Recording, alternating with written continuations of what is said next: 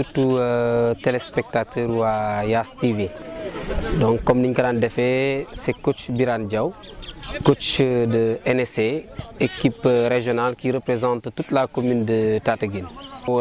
Équipe bi moom vraiment ils sont en pleine confiance parce que comme ni ngeen ko xamee historique bu gàtt équipe bi ren lañ koy doog a créer. Donc pour une première muy rencontrer équipe yu bëri ëpp na vingtaine dans la région. Yàlla def pour notre création début ren lañ créé en 2026. Yàlla dimbale ñu ak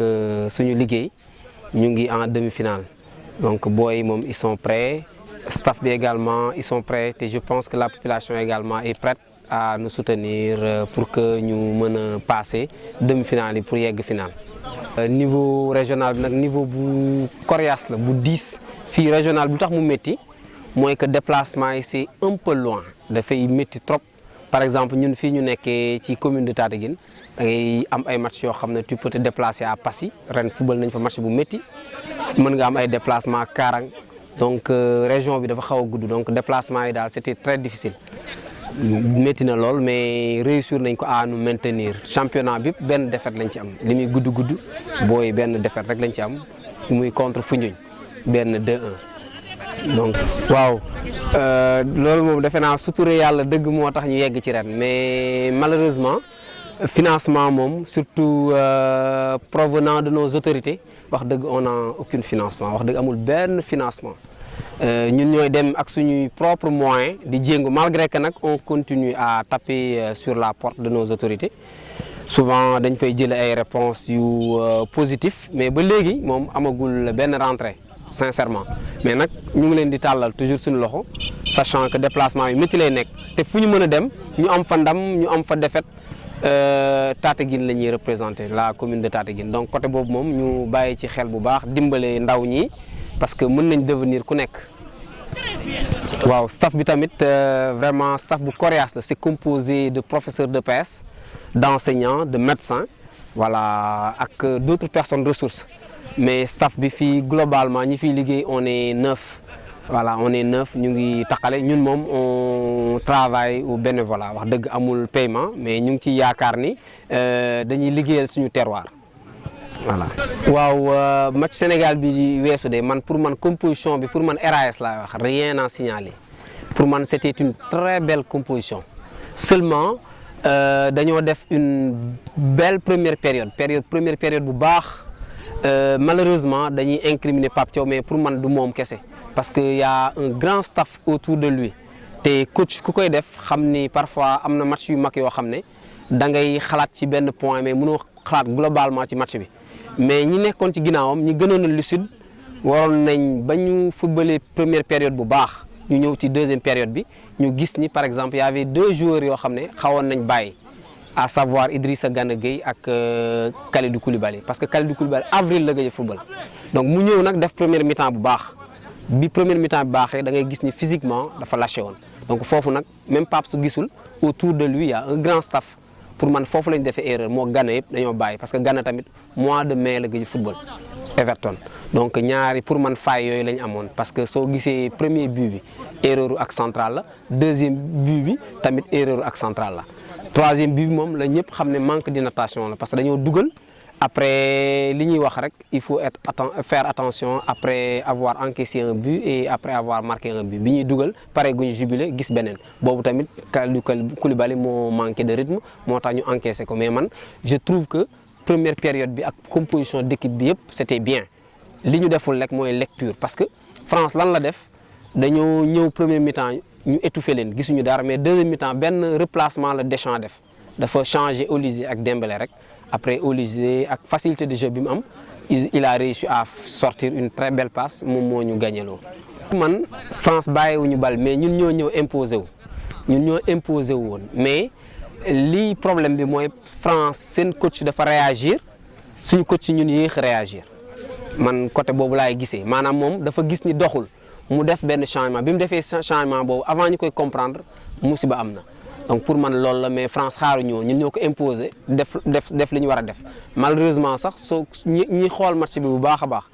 Ismaïla Sarr su dugaloon suñu occasion boobu à la 45e minute dénouement match bi du demee nii donc pour man France xaaruñu woon mais ñun ñoo imposer suñu jeu donc asphyxier ko donc moom moo tax mu doon reculer noonu mais après seen changement tactique boobu ñun avant ñu réajuster donc le but bi ñëw. loolu day indi rek débat bi ñëpp di wax mooy que Sénégal ba léegi amuñu un tueur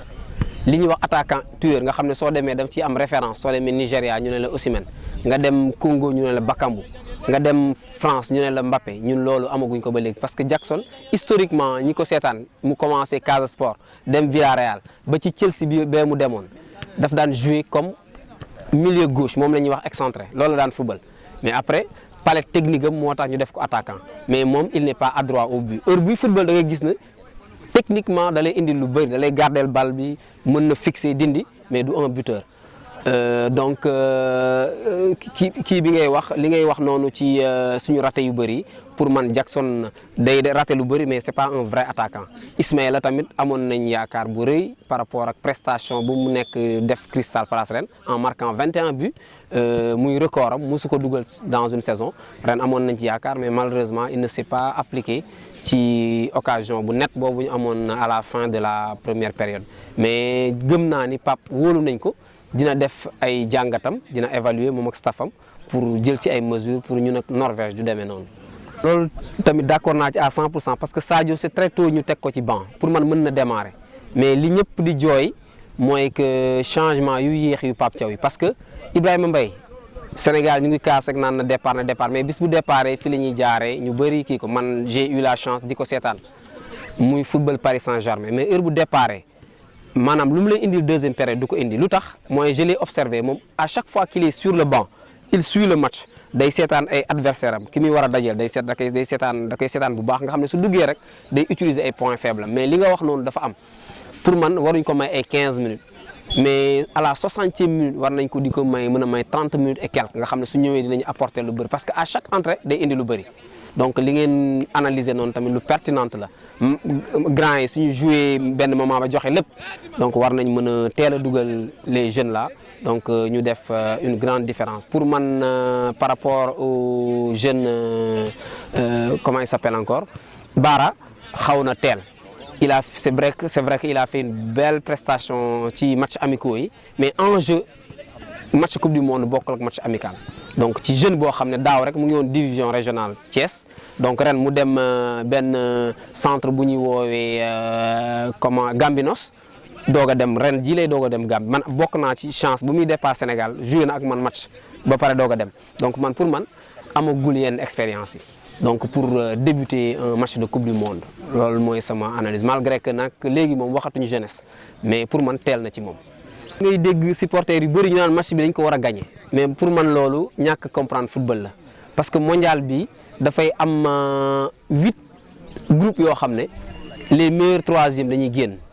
te ñun soo xoolee ñun ak Norvège dañ ko war a gagner mais suñ ko mënul gagner même match nul day baax si ñun parce que suñu troisième adversaire mooy nekk si je ne me trompe pas Irak donc Irak ils sont prenables malgré que amatul petite équipe mais pour man on doit gagner mais suñu demee ba mënuñu gagner même suñu fa jëlee match nul pour man c'est positif parce que à 4 points tu sors de ta poule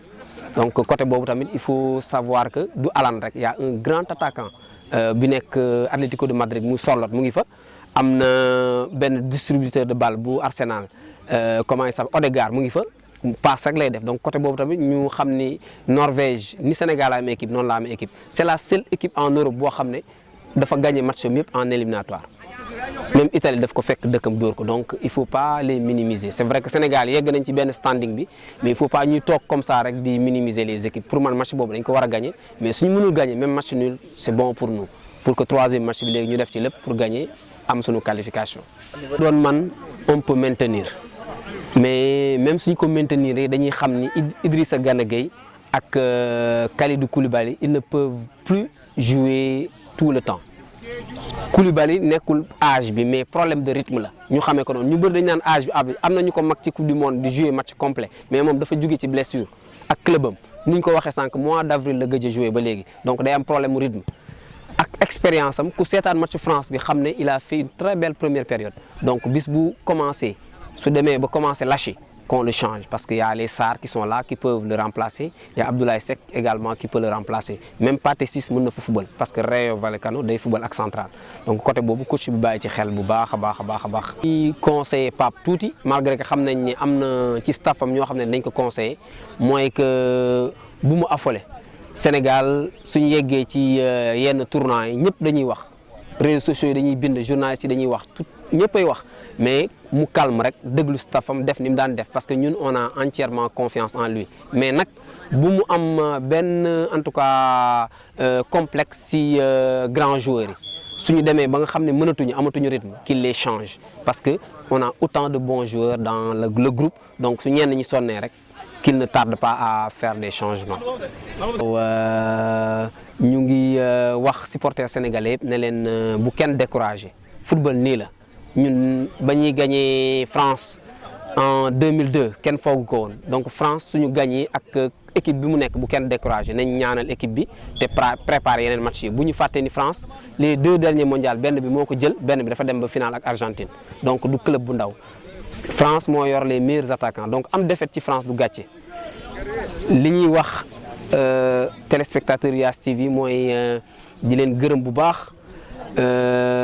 luñ mën a jàppale Yass TV ñu jàppale ko parce que vraiment mu ngi def rôle bi mu war a def ci zone bi ñu nekk voilà ñu ngi ciy def rôle surtout am na ci yu bëri bénévolement lañ koy def donc suñ ko waxee population bi pare niñ ko doon defee rek ñaanal leen borom bi taxawu leen bu baax borom bi sàmm leen waaye mu yokk leen ba ngeen yëg ko incha allah.